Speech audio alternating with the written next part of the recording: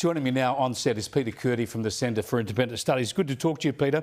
I don't want to waste too much time on this question. I want to talk to you about Pope Francis. But this story on Compass on Sunday night, what's your take of the ABC and producing this as religious/ethics broadcasting? Well, I think it's a shame that the ABC, as you pointed out, missed the opportunity to mark Easter Sunday, which will be important to many Australians and many Australian Christians. And it's a significant time of the year. We have a public holiday around it. So it's a shame that that opportunity was missed. But as you know, I'm a great defender of religious freedom. And I think that this seems harmless. They're not talking about harming anybody who disagrees or dissents at this stage, at any rate. And I think that, good luck to them.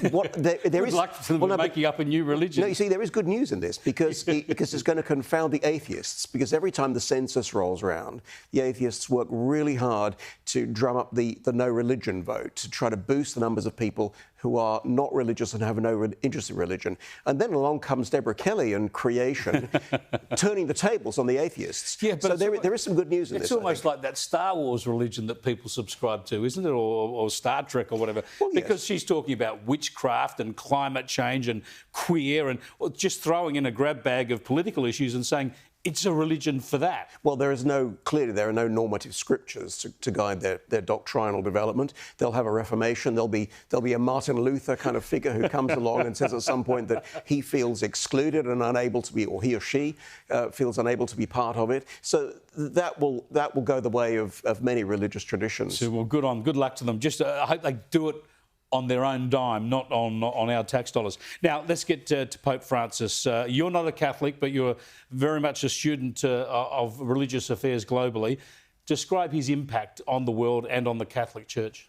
I think he's had a tremendous impact because his embrace of humility, of causes of justice, whether it's the environment or the plight of refugees, I think has taken has seized the imagination of millions around the world. And I think his papacy was marked by compassion and that very humility that he embodied.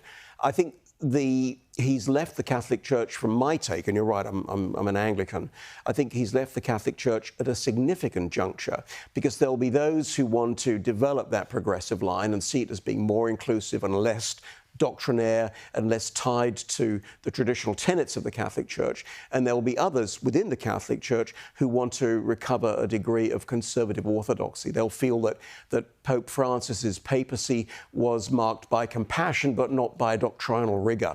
So I think that the Catholic Church is at an important juncture, and that we will know a lot about how they see the future of the Church when the cardinals do elect their new pope. So you're saying this conclave is going to be very consequential in terms of that battle between the liberal left in the Church, if you like, and the more conservative factions. Do you have any sense of which direction it might go, keeping in mind that Pope Francis added a lot of younger cardinals from a broader range of countries right around the world, including many developing countries? Well, that's right. My sense is that they will want to continue the Francis line of development because there are I don't believe that Francis appointed any conservative cardinals. None of the metropolitans in this country have been appointed. Fisher, for example, one might have expected to follow in the footsteps of Cardinal Pell, was not made a cardinal. So there aren't the more orthodox conservative cardinals